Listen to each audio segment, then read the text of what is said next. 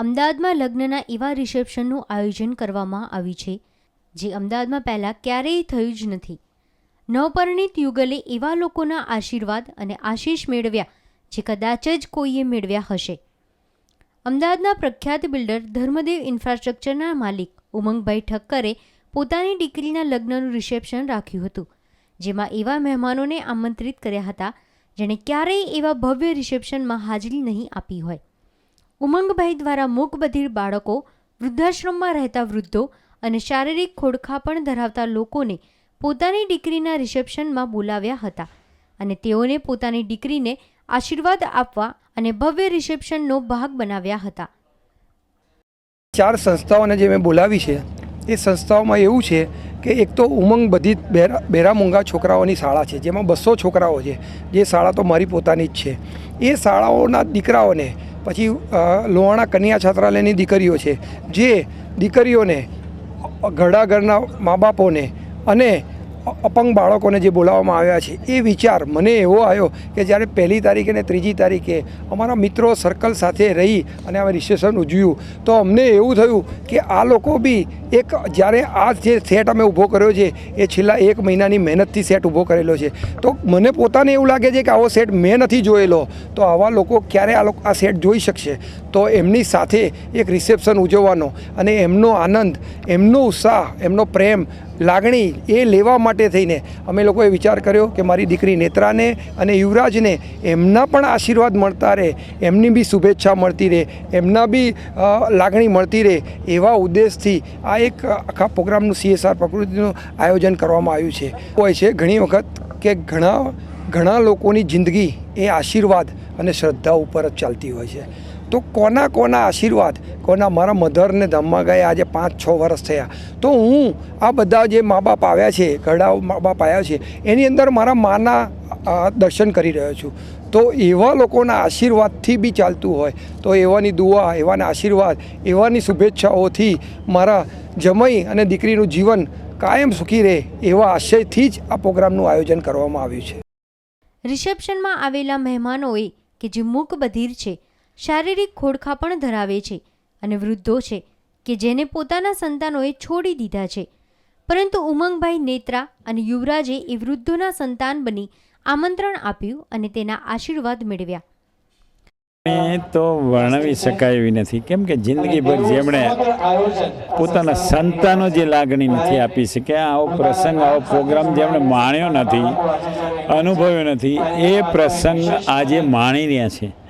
આજે જ્યારે આમંત્રણ મળ્યું ઉમંગભાઈ તરફથી કે મારે બધા વડીલોને અહીં બોલાવવા છે, મારી દીકરી ચિરંજી સ્નેહા અને એને જે યુવરાજ છે એની સાથે જે લગ્ન છે એમની બંનેની ઈચ્છા છે કે મારે બધા ઘરડાઓની હાજરી જોઈએ, જીવન સંધ્યા વૃદ્ધાશ્રમના વૃદ્ધોની હાજરી અને એમાં આશીર્વાદ જોઈએ, મારે બીજું કંઈ જોઈતું નથી. તો આજે એ લાગણી અત્યારની યુવા પેઢીમાં ક્યાં જોવા મળે છે? જ્યારે એમના દીકરાઓ તરછોડી દીધા છે અને જ્યારે આ દીકરા દીકરીઓ જ્યારે આટલું વાલથી એમને આમંત્રણ આપ્યું છે, આજે એમને લાવવા લઈ જવાની વ્યવસ્થા કરી, એમને જ્યારે બોટની અંદર બેસાડે છે, વૃદ્ધો બોટની અંદર જે આનંદ લઈ રહ્યા છે, એ આજે આ જિંદગી પર જીવશે ત્યાં સુધી આ લોકો ભૂલી નહીં શકે કોઈ દિવસ.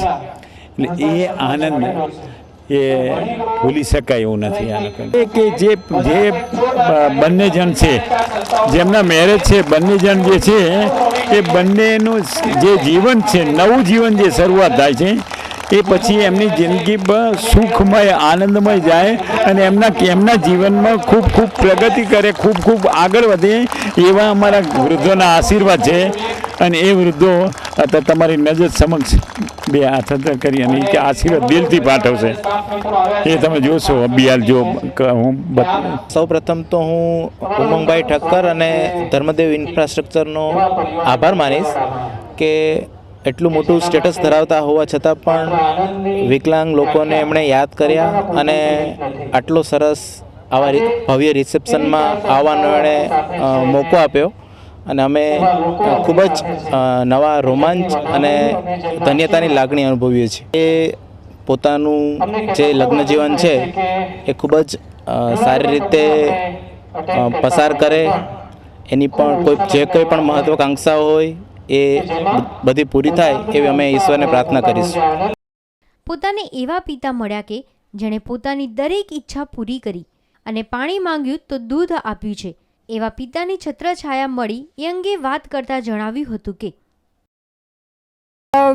પૈસા તો બધા ખર્ચી જાણે છે જેની પાસે હોય, પણ દીકરીને શું પસંદ છે અને એને શું ગમે છે એ જાણીને એ પ્રમાણે કરવું એ બહુ જ કાળજાવાળી વસ્તુ છે.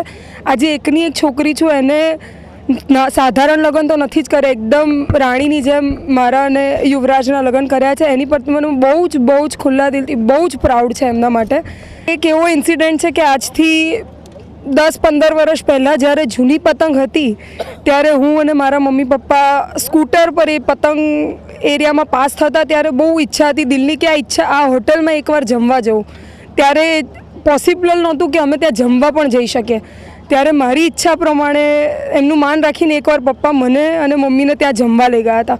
ત્યારે એ હોટલ જોઈને મેં એકવાર ખાલી કીધું હતું કે આ હોટલ આપણી હોય તો કેવું. એ દિવસ છે ને આજનો દિવસ છે. પપ્પાએ એ હોટલ લઈને ત્યારે એવું કીધું હતું કે આ તારી દિલની ઈચ્છા છે ને એટલે આ હોટલ અમે લીધી છે. એટલે એવું કહેવાય ને કે જ્યારે છોકરાઓ દૂધ માંગે અને મા બાપ આપણે પાણી માંગીએ અને મા બાપ દૂધ આપે, એવી રીતે એવું કહેવાય કે કોળિયો માંગ્યો અને આખી હોટલ સામે ઊભી કરી દીધી. અમદાવાદમાં વેનિશની થીમ પર પોતાની પુત્રીના લગ્નના રિસેપ્શનનું આયોજન કરનાર ઉમંગભાઈ ઠક્કરે આવા મહેમાનોને આમંત્રિત કરી સમાજમાં એક ઉત્તમ ઉદાહરણ પૂરું પાડ્યું છે. કેમેરામેન ગુરુબક સંધુ સાથે કશ્યપ જોશી, ન્યૂઝ ઓનલાઈન, અમદાવાદ.